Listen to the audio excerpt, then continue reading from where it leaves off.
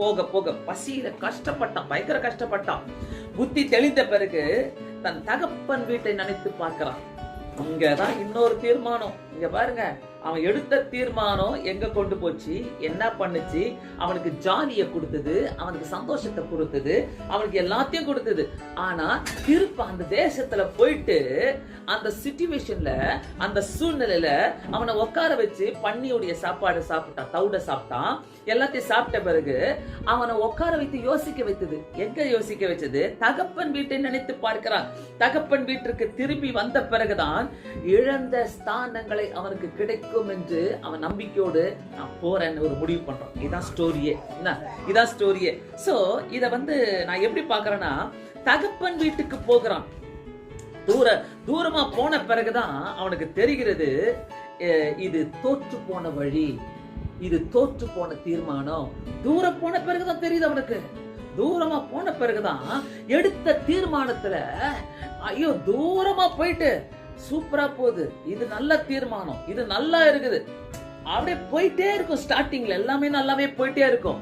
அதுக்கப்புறம் உட்காந்து நம்ம என்ன பண்ணுவோம், ஐயோயோ இது சரியான தோற்று போன வழியா இருக்குது, இது தோற்று போன தீர்மானமா இருக்குதுன்னு சொல்லிட்டு யோசிக்கிற எல்லாருக்குள்ள இப்படிப்பட்ட யோசனைகள் எழும்பும்.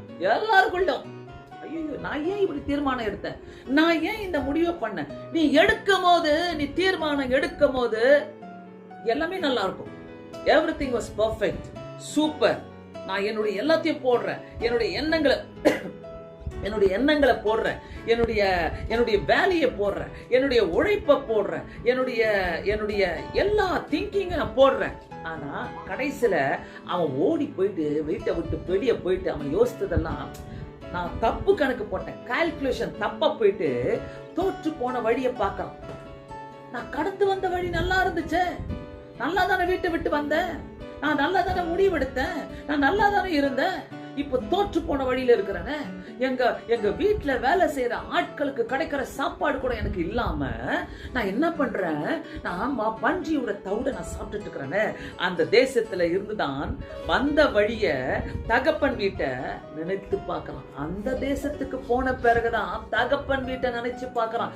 சில நேரங்களில தேசமா இருக்காது உங்க சூழ்நிலை.